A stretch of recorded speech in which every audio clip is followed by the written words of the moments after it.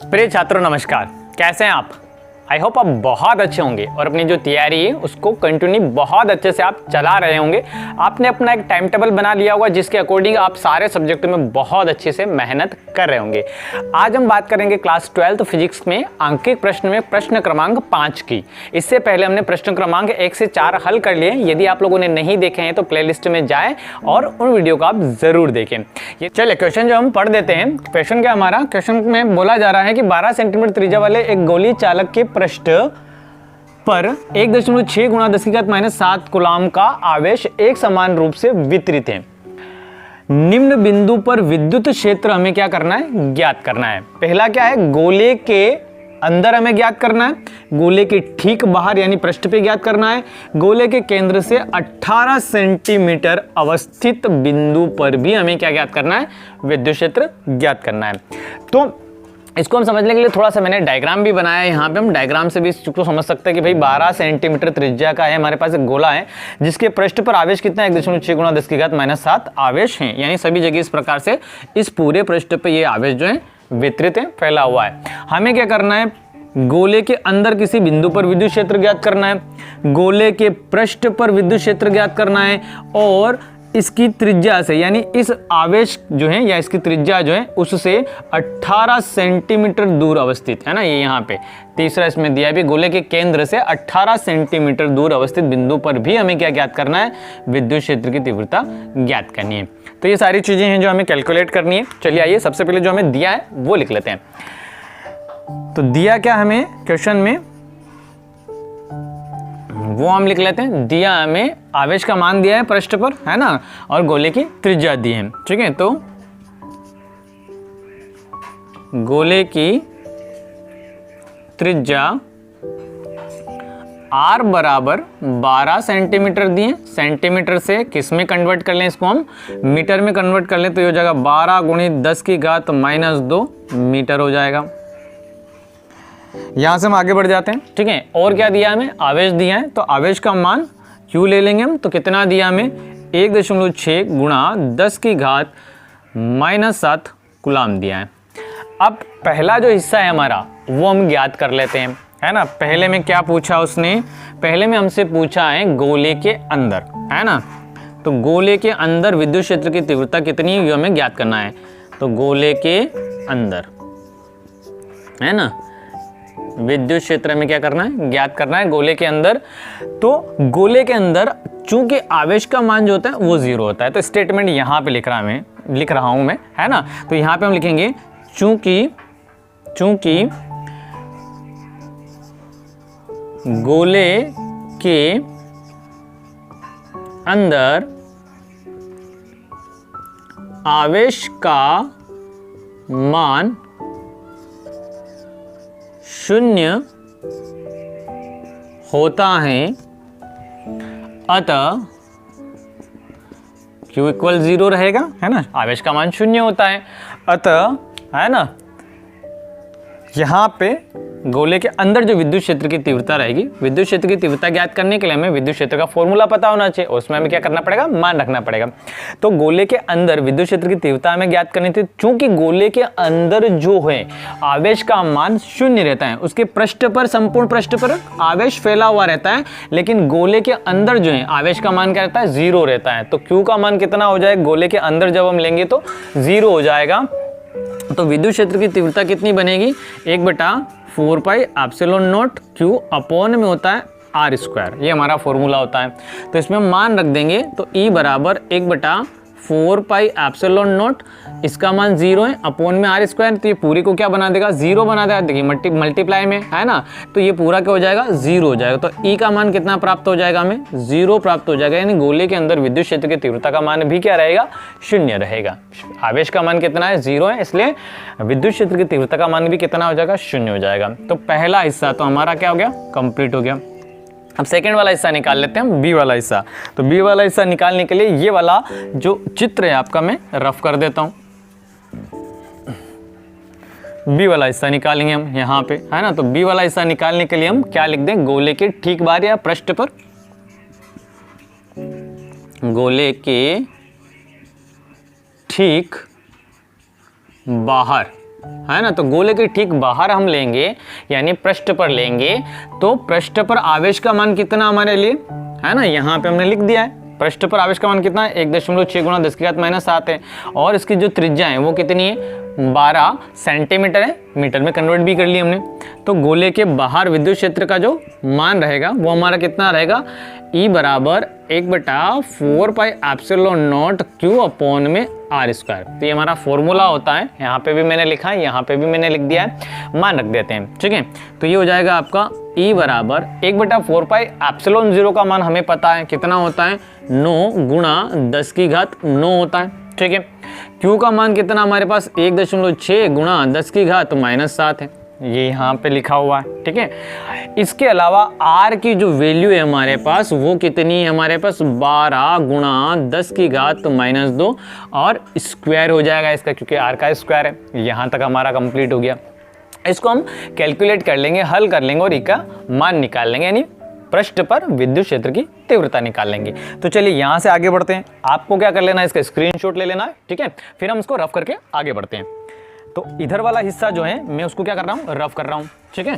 चलिए रफ कर देते हैं।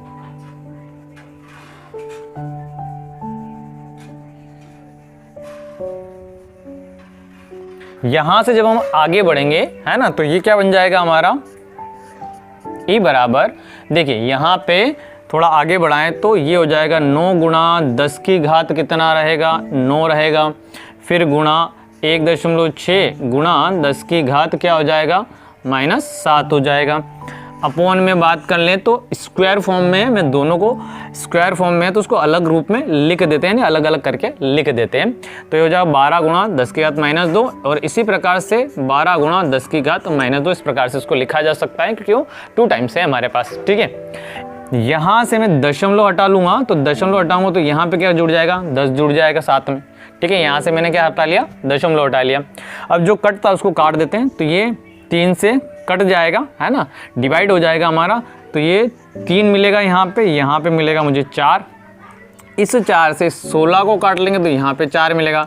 फिर इस 4 से इस 12 को काट लेंगे तो 3 मिलेगा और इस 3 से इस 3 को कैंसिल कर देंगे, ठीक है। तो ये कुल मिला के जो चीज़ें हमारी कट सकती थी, डिवाइड हो सकती थी, हमने क्या कर लिया, उसको डिवाइड कर लिया।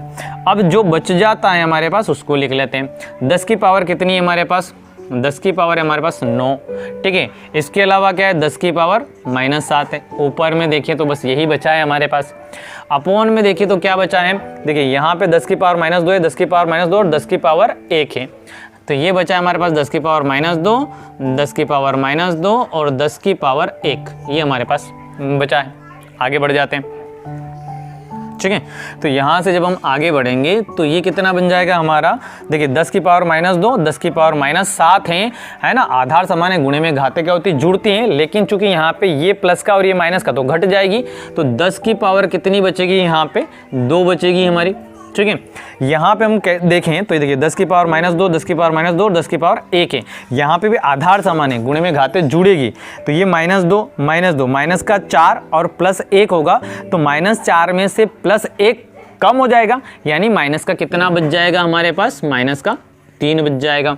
अब इस माइनस के 3 को मैं उल्टा करूं या ऊपर ले जाऊं अंश में, तो पावर काय में बदल जाएगी, प्लस में बदल जाएगी। तो ये हो जाएगा E बराबर 10 की घात 2 और 10 की घात 3 हो जाएगा। जब इसको अंश में ले जाएंगे तो घात प्लस में हो जाएगी, तो E का जो मान मिलेगा वो मिल जाएगा हमें 10 की घात 5। और इसकी जो इकाई बनती है, इसकी जो इकाई होती है वो होती है आपकी न्यूटन कूलाम, ठीक है। ये इकाई भी मैंने लिख दी साथ में।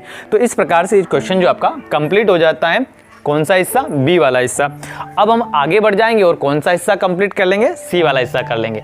यदि आपको क्वेश्चन अच्छे से समझ में आ रहा है तो वीडियो को आपको क्या कर देना है, लाइक कर देना है। इसको रफ करके हम आगे बढ़ते हैं और क्या करेंगे, सी वाला हिस्सा प्राप्त कर लेंगे।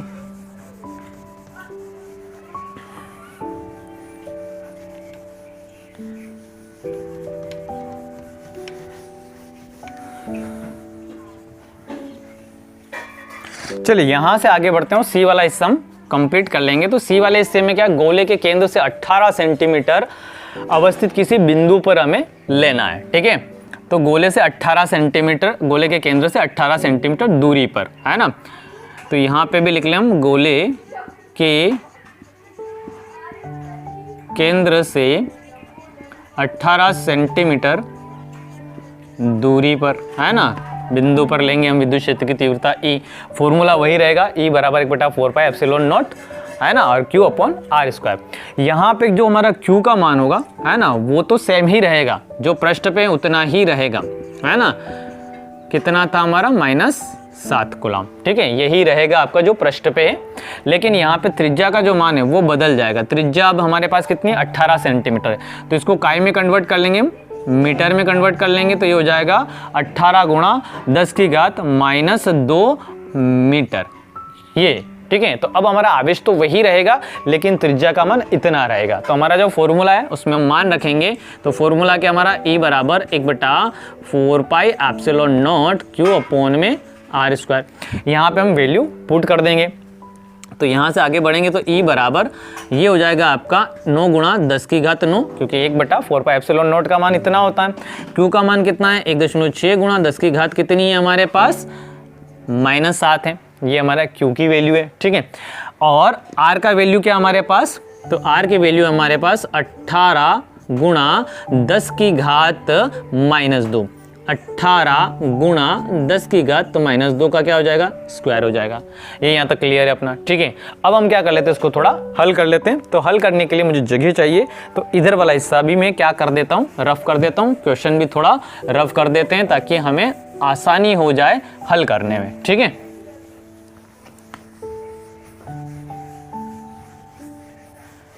चलिए यहाँ से आगे बढ़ जाते हैं और हल कर लेंगे इसको हम। तो ये क्या हो जाएगा हमारा? E बराबर 9 गुणा 10 की घात 9 गुणा 1.6 गुणा 10 की घात -7। ठीक है, और अपोन में क्या हो जाएगा हमारे पास? 18 गुणा 10 की घात -2। 18 गुणा 10 की घात -2। ठीक है, 2 टाइम्स था मैंने, है ना, हमारे पास स्क्वायर फॉर्म में था। 2 टाइम्स है, मैंने 2 टाइम्स उसको लिख दिया है, 2 बार उसको लिख दिया है। ठीक है, तो E बराबर, यहाँ से हम हटा दे दशमलव, तो दशमलव हटा देंगे तो क्या ऐड हो जाएगा? 10 ऐड हो जाएगा साथ में। ठीक है, क्या जुड़ जाएगा हमारा? 10 जुड़ जाएगा जी। ठीक है, अब आगे बढ़ जाते हैं। जो कैंसिल आउट हो रहा है, जो डिवाइड हो रहा है, उसको डिवाइड कर लेते हैं। तो 9 से इसको डिवाइड करेंगे तो ये 2 टाइम्स हो जाएगा, 2 बार चला जाएगा। फिर यहाँ पे इससे डिवाइड करेंगे तो ये कितना हो जाएगा? 8 हो जाएगा। और कौन डिवाइड हो रहा है हमारा? चलो इससे डिवाइड करेंगे तो ये 4, ये 9, और कुछ डिवाइड हो रहा क्या हमारा?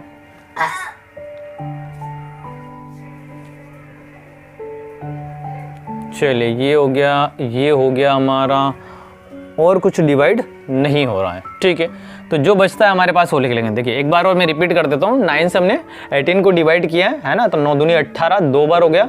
फिर इस 2 से 16 को किया, है ना, तो 8 बार जाएगा, है ना। फिर 8 और 18 को मैंने डिवाइड कर लिया 2 से, है ना, तो ये आधा हो जाएगा, और ये भी क्या हो जाएगा? आधा हो जाएगा, हाफ हो जाएगा हमारा। ठीक है, तो इस प्रकार से कुल मिला के कैलकुलेशन हो गई हमारी डिवाइडेशन की। आगे बढ़ जाते हैं, जो बचता है उसको लिख लेते हो। तो 10 की पावर 9 बच रहा है यहाँ पे, गुणा 10 की पावर क्या बच रहा है हमारा? चलिए पहले मैं इसको लिख लेता हूँ, 4 को लिख लेता हूँ। ठीक है, तो यहाँ पे पहले हम क्या करें? 4 को लिख लें। तो 4 × 10 टू दी पावर 10 की पावर 9 हो जाएगी, और ये हो जाएगी 10 की पावर -7 हो जाएगी। और अपोन में क्या बच रहा है हमारे पास? 9 बच रहा है, 9, और 10 की पावर कितनी रहेगी हमारे पास? यहाँ पे 10 की पावर -2 है, 10 की पावर -2 है, 10 की पावर 1 है। ये कुल मिला के ये है हमारा। ठीक है, चलिए यहाँ से आगे बढ़ जाते हैं। अब यहाँ से हम जब आगे बढ़ेंगे तो ये 4, है ना, इंटू 10 की पावर, देखिए यहाँ पे आधार समान है तो वही, है ना, आधार समान है, गुणे में घातें जुड़ती हैं, लेकिन यहाँ पे ये प्लस की और ये माइनस की तो घटेगी, तो कितना बचेगा? 2 बचेगा। इसी प्रकार से अपोन में बात करें तो 9 गुणा 10 की घात जो है, यहाँ पे -2 है, -2 है और 1 है, तो -2 और 1 जो है वो क्या हो जाएगा? -2 -4 +1 हो जाएगा, तो माइनस का 3 रहेगा यहाँ पे। ठीक है, मोटा मोटी ये बात हो जाएगी अपनी। क्लियर है यहाँ तक? अब क्या करते हैं, इसको थोड़ा और आगे बढ़ाते हैं। ठीक है, तो यहाँ पे मैं इसको लिख देता हूँ। अब यहाँ पे हम क्या कर सकते हैं? इसको ऊपर ले जा सकते हैं। ठीक है, तो इसको मैं ऊपर ले जाता हूँ, ऊपर ले जाएंगे इसको, तो ई बराबर ये हो जाएगा तुम्हारा 4 गुणा 10 की घात 2 गुणा 10 की घात 3, ठीक है, और अपोन में क्या रहेगा 9 रहेगा, ठीक है। तो ये हो जाएगा ई बराबर 4 गुणा 10 की घात कितनी हो जाएगी, 5 हो जाएगी, है ना, और अपोन में क्या हो जाएगा 9 हो जाएगा, ठीक है। अब इसको थोड़ा और यदि हम हल करना चाहें, डिवाइड करना चाहे, तो क्या करते हैं हम इसमें एक काम और कर सकते हैं, ठीक है। ये यहाँ तक तो कंप्लीट हो गया, इधर का यदि आपने नोट नहीं किया तो आप स्क्रीनशॉट ले लें, फिर मैं इसको रफ कर देता हूँ। चलिए आगे बढ़ जाते हैं, इसको हम रफ कर देते हैं।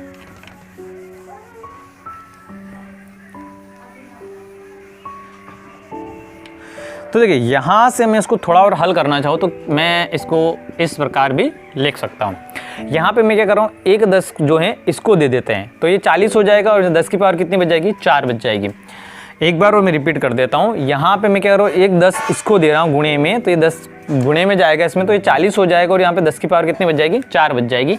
तो ये जगह 40 गुणा 10 की पावर 4 बचेगी, और अपोन में कितना है हमारा 9 है, ठीक है। अब 9 से इसको डिवाइड कर देते हैं, तो ये हो जाएगा आपका 9 चौक 36, है ना, 4 टाइम जाएगा, फिर दशमलव, फिर कितना बच रहा हमारा 4 बच रहा है ना, 9 चौक 36, ठीक है, फिर 4 बचेगा। इसी प्रकार से क्या होता है, चलता जाएगा, ठीक है।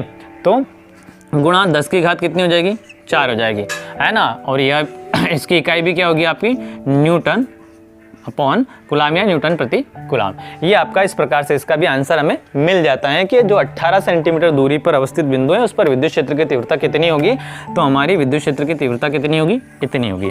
इस प्रकार से पूरा ही जो क्वेश्चन है आपका बड़ा है, लेकिन इस प्रकार से आपका क्लियर हो जाता है। एग्जाम में अक्सर इस प्रकार का जो क्वेश्चन होता है उसमें से हो सकता है आपसे सिर्फ या ए वाला पार्ट पूछ लिया जाए, या बी वाला पूछ लिया जाए, या सी वाला पूछ लिया जाए। तीनों जो पार्ट है वो एक साथ उसमें नहीं पूछता है, थोड़ा बड़ा ज़रूर है लेकिन अलग अलग हिस्सों में है। तो हमें क्या कर लेना, तीनों हिस्सों को अच्छे से तैयार कर लेना है। एग्जाम में कोई सा भी हिस्सा आ जाए तो हम उसको बहुत अच्छे से लिख पाएंगे। यदि आपको इस वाले वीडियो में जो सारा क्वेश्चन है वो बहुत अच्छे से समझ में आया है तो एक लाइक आप वीडियो को ज़रूर कर दें। यदि आप चाहते हैं कि आपके दोस्तों को इस प्रकार की हेल्पफुल जानकारी मिले तो ये वाला वीडियो जो है आप अपने दोस्तों को भी शेयर करें। धन्यवाद, मिलते हैं अगले वीडियो में।